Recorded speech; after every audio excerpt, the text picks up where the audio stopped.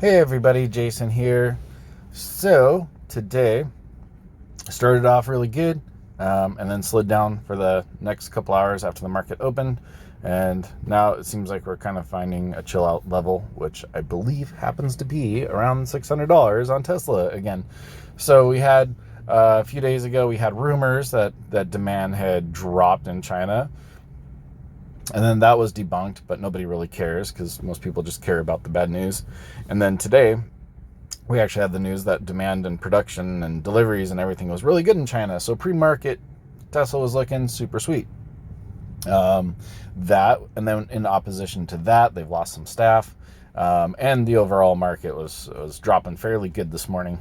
So we started off this morning. We were up close to $7,000, yeah, 69 or something like that, and then just steadily dropped to where we're down $3 grand. So like a $10,000 swing, and now we're kind of just like leveling out. So, and then just something to keep in mind if you can't handle a $10,000 swing, just buy an ETF. Don't play with options. So since Tesla has been, let's see, let me find my 618s. It's this guy here. So since Tesla has really been hanging around the $600 level, right? Just like every time seems to be below, it kind of goes right back up to that $600 level, down, back to the $600 level, up yesterday, and then back down. So since we're at that $600 level, every time we're a bit below, I keep opening one of these guys up, this 545, 540. That's where my line is in the sand, so to speak, on my Thinkorswim chart. Just looking, I think we've touched right around this level, actually a little bit above that 545 about 3 times now. So I'm pretty comfortable, actually very, very comfortable, confident in the support that we have there. So that's why I keep opening these guys up. We have 5 of those, and then expiring this week, we actually have I think quite a few 550s, yeah.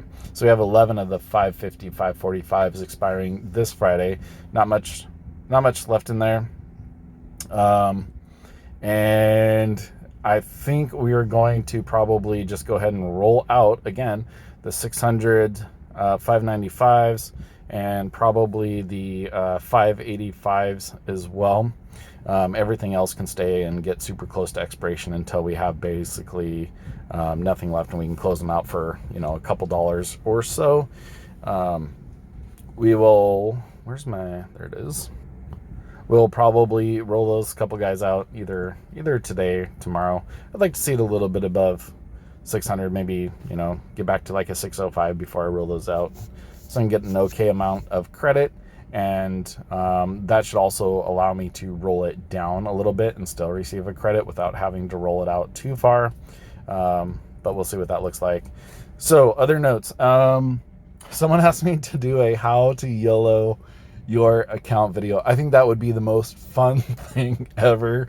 And I didn't even exactly know how to respond, but I do want to do something with how to YOLO. Nothing I would ever recommend. Nothing. I mean, I've done some of those plays for sure, but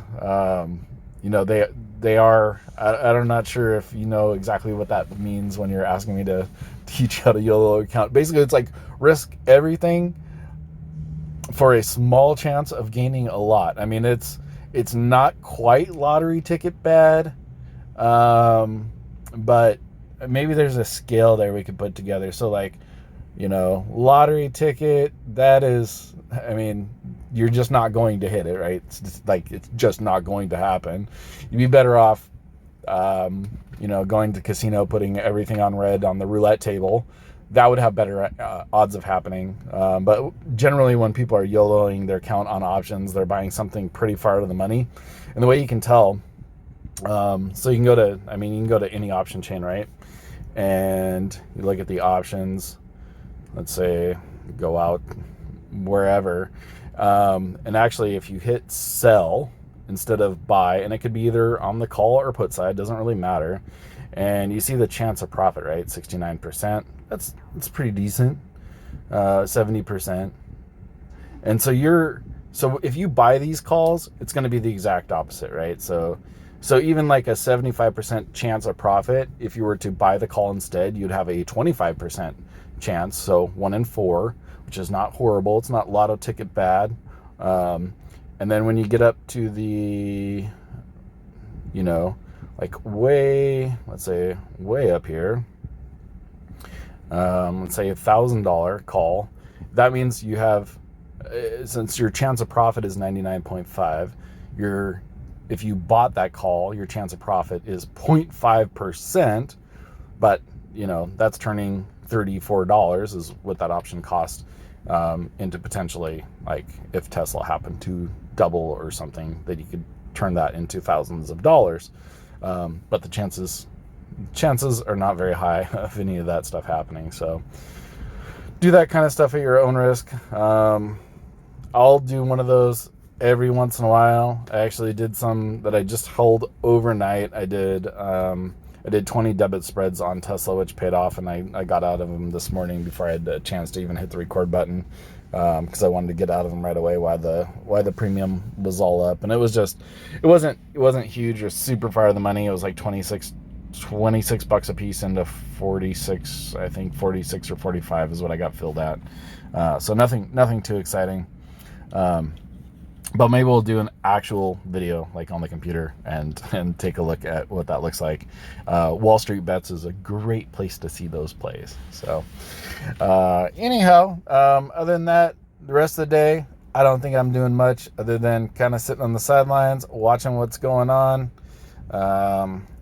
Yeah, we have only 2 more days until the Plaid release event. So we'll see if there's run up, and we'll also see what the overall market's doing. So, all right, guys, love you. Have a great day, and let's make a lot of money.